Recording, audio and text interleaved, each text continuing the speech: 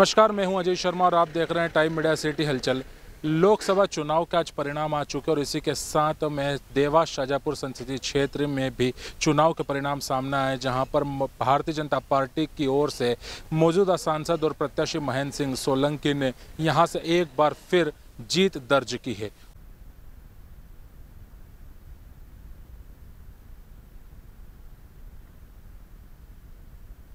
आगे अंदर आ जाओ।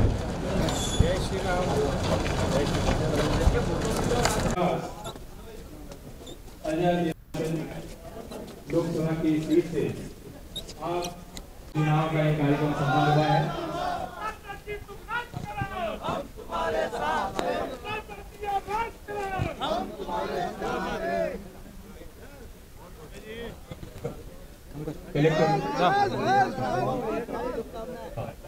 सामान्य पुलिस अधीक्षक महोदय, सामान्य कलेक्टर मैडम से निवेदन है, कृपया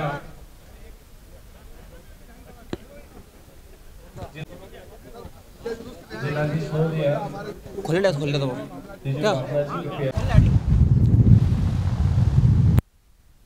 मैं मध्य प्रदेश राज्य के 21 देवास अजा संसदीय निर्वाचन क्षेत्र के लिए रिटर्निंग ऑफिसर एतद द्वारा प्रमाणित करती हूं कि मैंने वर्ष 2024 के जून के 4वें दिन को घोषित कर दिया है कि G61 civil line Dewas Madhya Pradesh के श्री महेंद्र सिंह सोलंकी, जो भारतीय जनता पार्टी द्वारा खड़े किए गए हैं, साधारण निर्वाचन में उक्त निर्वाचन क्षेत्र द्वारा लोकसभा के सदस्य सम्यक रूप से निर्वाचित हो गए हैं और इसके साक्ष्य स्वरूप मैंने उनको यह निर्वाचन का प्रमाण पत्र अनुगत किया है। धन्यवाद।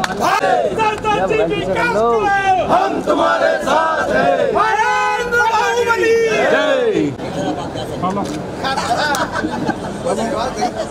संकल्प बोल के हम तो निकल पड़े, हर द्वार खोल के गगन कहे विजयी भव,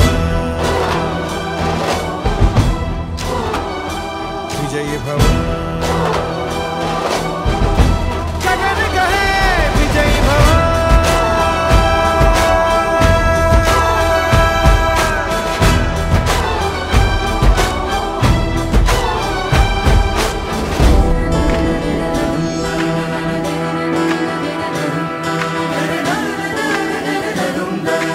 शाजापुर में एक बार फिर भारतीय जनता पार्टी ने अपना परचम लहराया और मौजूदा सांसद और भारतीय जनता पार्टी की ओर से 2024 के प्रत्याशी महेंद्र सिंह सोलंकी ने एक बार फिर 4 लाख से अधिक मतों से यहां पर विजय हासिल की। भाई साहब, सबसे पहले तो बधाई टाइम मीडिया परिवार की ओर से। धन्यवाद।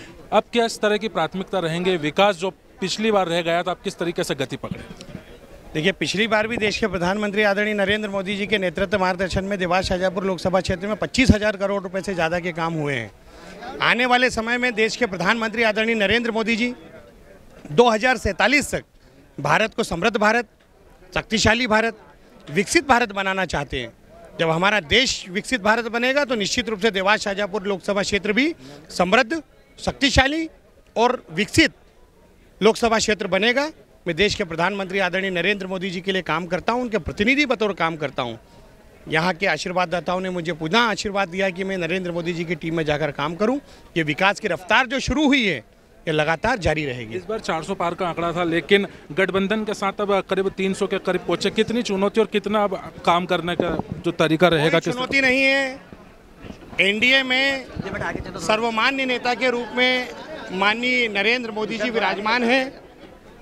देश के प्रधानमंत्री पद पर फिर से तीसरी बार नरेंद्र मोदी जी विराजमान होंगे और देश की बागडोर को संभालेंगे। दिग्विजय सिंह और छिंदवाड़ा में नकुल नाथ लगातार दावा कर रहे थे, लेकिन वहां भी बीजेपी ने सफाया कर दिया पूरी तरीके से। मध्य प्रदेश में क्लीन स्वीप।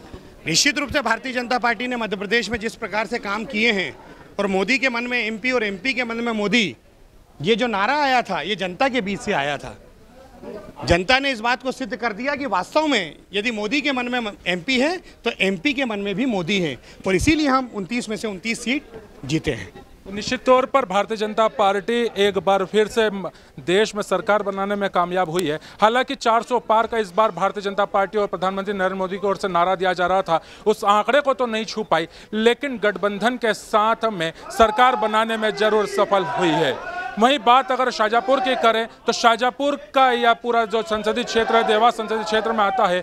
जनसंघ के समय से ही लगातार भारतीय जनता पार्टी यहां पर काबिज रही है और एक बार फिर मौजूदा सांसद महेंद्र सिंह सोलंकी ने राजन मालवीय को यहां पर 4 लाख से अधिक मतों से यहां पर शिकस्त दी और एक बार फिर भारतीय जनता पार्टी ने यहां पर अपना परचम लहराया है। देश में आज लोकसभा के हुए चुनाव के परिणाम सामने आ गए और इन परिणामों में एक बार फिर से देश में भारतीय जनता पार्टी और उसके सहयोगी दल की सरकार बनती हुई दिखाई दी।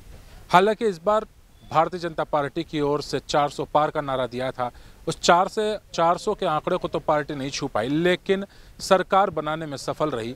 वहीं इसी के साथ में मध्य प्रदेश की बात करें तो मध्य प्रदेश में भी भारतीय जनता पार्टी ने 29 लोकसभा सीटों पर ही अपनी जीत हासिल की और कांग्रेस का सफाया कर दिया। देवास संसदीय क्षेत्र में भी भारतीय जनता पार्टी एक बार फिर से महेंद्र सिंह सोलंकी के रूप में जीत हासिल करके सामने आई। यहां पर महेंद्र सिंह सोलंकी के सामने कांग्रेस से राजेंद्र मालवीय मैदान में थे। उन्हें भारतीय जनता पार्टी के महेंद्र सिंह सोलंकी ने 4,25,000 मतों से यहां पर परास्त किया और एक बार फिर से जनसंघ के समय से ही भारतीय जनता पार्टी के गढ़ रहे इस संसदीय क्षेत्र में भारतीय जनता पार्टी का परचम लहराया। कई कारणों की हार कांग्रेस के खाते में जाती है तो कई विकास के मुद्दों को लेकर के जिस तरीके से भारतीय जनता पार्टी लोगों के बीच में पहुंची थी, उसने इस बार जो वोटों का आंकड़ा है, जो प्रतिशत है, उसमें बढ़ोतरी की। 2019 में महेंद्र सिंह सोलंकी जब पहली बार चुनाव लड़े थे, जज की नौकरी छोड़ करके आए थे और कांग्रेस से कबीर भजन गायक प्रहलाद टिपानिया को उन्होंने शिकस्त दी थी, तो 3,71,000 से अधिक मतों से उन्होंने यहाँ पर जीत दर्ज की थी। इस बार के जो चुनाव हुए हैं उसमें 4,25,000 मतों से उन्होंने राजेंद्र मालवीय को हराया है। इस बार भारतीय जनता पार्टी केंद्र सरकार की कई योजनाओं को लेकर के लोगों के बीच पहुंची थी, चाहे राम मंदिर का मुद्दा हो, 370 का मुद्दा हो, उज्ज्वला योजना हो, PM आवास योजना हो, ऐसी तमाम कई योजनाओं को लेकर के भारतीय जनता पार्टी लोगों के बीच पहुंची थी। उसी का फायदा है कि देवास संसदीय क्षेत्र में एक बार फिर से भारतीय जनता पार्टी ने यहाँ पर जीत हासिल की है।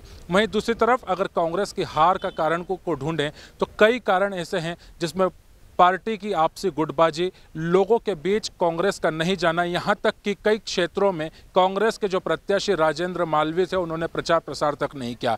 शाहजहाँपुर विधानसभा की अगर बात करें तो विधानसभा के कई हिस्सों में खुद कांग्रेस के प्रत्याशी लोगों के बीच नहीं पहुंचे थे। साथ ही जिस दिन जब राजेंद्र मालवीय जब फॉर्म जमा करने के लिए गए थे तो उस दिन भी चुनिंदा कांग्रेस के नेता ही उनके साथ थे। ऐसे में शुरू से ये कयास लगाए जा रहे थे कि जनसंघ के समय से ही भारतीय जनता पार्टी इस क्षेत्र में अपना दबदबा बनाती आई है। इस बार भी यहाँ से भारतीय जनता पार्टी की जीत होगी और जब परिणाम सामने आए तो वही हुआ कि यहाँ से 4,25,000 से अधिक मतों से भारतीय जनता पार्टी के महेंद्र सिंह सोलंकी ने विजय हासिल की। अभी इससे पहले टाइम मीडिया से चर्चा करते हुए महेंद्र सिंह सोलंकी ने कहा है कि कई विकास कार्य जो उन्होंने 2019 से शुरू किए थे, चुनाव के दरमियान जो रुके थे, एक बार उन्हें फिर से गति दी जाएगी। प्रधानमंत्री नरेंद्र मोदी के नेतृत्व में जो सरकार बनी है तीसरी बार, उनके साथ कंधे से कंधा मिलाकर के शहर के साथ ही आसपास जितना भी जो संसदीय क्षेत्र है इसमें विकास को पंख लगाए जाएंगे, विकास को गति दी जाएगी। साथ ही जिस तरीके से मध्य प्रदेश में भारतीय जनता पार्टी ने कांग्रेस को क्लीन स्वीप किया है, 29 सीटों पर जो उन्होंने जीत हासिल की है उस पर भी उन्होंने जुबानी हमला बोला है।